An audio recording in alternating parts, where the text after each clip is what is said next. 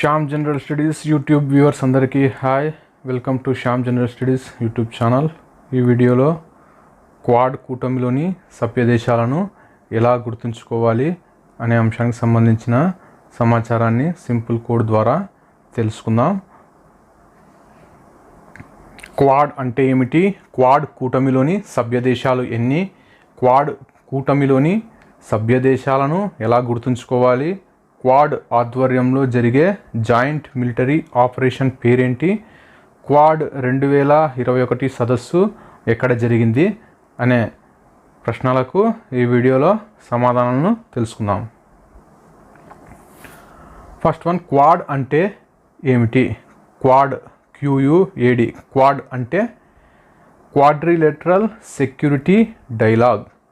Quad అంటే quadrilateral security dialogue. Quad కూటమిలోని సభ్య దేశాలు ఎన్ని? సెకండ్ వన్, క్వాడ్ కూటమిలోని సభ్య దేశాలు ఎన్ని? క్వాడ్రిలేటరల్ అంటే తెలుగులో చతుర్భుజం అని అర్థం. క్వాడ్రిలేటరల్ అంటే తెలుగులో చతుర్భుజం అని అర్థం. చతుర్భుజంలో ఎన్ని భుజాలు ఉంటాయి? చతుర్భుజంలో 4 భుజాలు ఉంటాయి.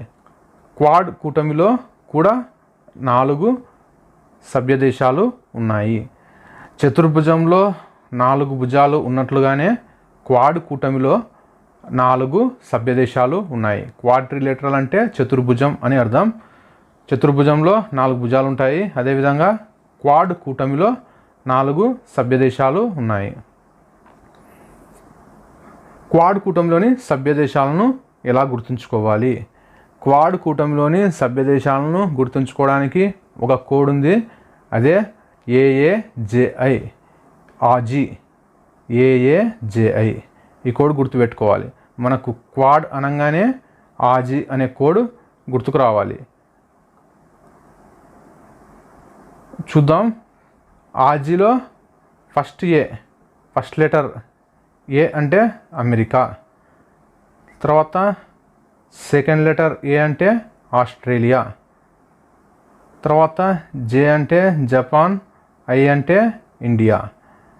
క్వాడ్ కోడ్లో ఫస్ట్ ఏ అంటే అమెరికా, సెకండ్ ఏ అంటే ఆస్ట్రేలియా, జే అంటే జపాన్, ఐ అంటే ఇండియా. తర్వాత క్వాడ్ ఆధ్వర్యంలో జరిగే జాయింట్ మిలిటరీ ఎక్సర్సైజ్ పేరేంటి? క్వాడ్ ఆధ్వర్యంలో జరిగే జాయింట్ మిలిటరీ ఎక్సర్సైజ్ పేరు మలబార్. క్వాడ్ ఆధ్వర్యంలో అంటే క్వాడ్ అంటే ఏ దేశాలు వస్తాయి? అమెరికా, ఆస్ట్రేలియా, జపాన్, ఇండియా ఆధ్వర్యంలో జరిగే జాయింట్ మిలిటరీ ఎక్సర్సైజ్ పేరేంటి అంటే మలబార్. క్వాడ్ 2021 సదస్సు ఎక్కడ జరిగిందంటే క్వాడ్ 2021 సంవత్సరానికి సంబంధించిన సదస్సు అమెరికా రాజధాని వాషింగ్టన్లో జరిగింది. తర్వాత క్వాడ్ ఎప్పుడు ప్రారంభమైంది అంటే 2007 సంవత్సరంలో క్వాడ్ ప్రారంభించబడింది. 2007 సంవత్సరంలో క్వాడ్ ప్రారంభించబడింది. అప్పటి జపాన్ ప్రధాని షింజో అబెను క్వాడ్ కూటమికి ఆద్యునిగా చెప్పవచ్చు. 2007 సంవత్సరంలో క్వాడ్ ప్రారంభించబడింది. అప్పటి జపాన్ ప్రధాని షింజో అబె ప్రోద్బలంతో అని చెప్పవచ్చు. క్వాడ్ పునర్ప్రారంభించబడిన సంవత్సరం 2017. క్వాడ్ పునర్ప్రారంభించబడిన సంవత్సరం 2017.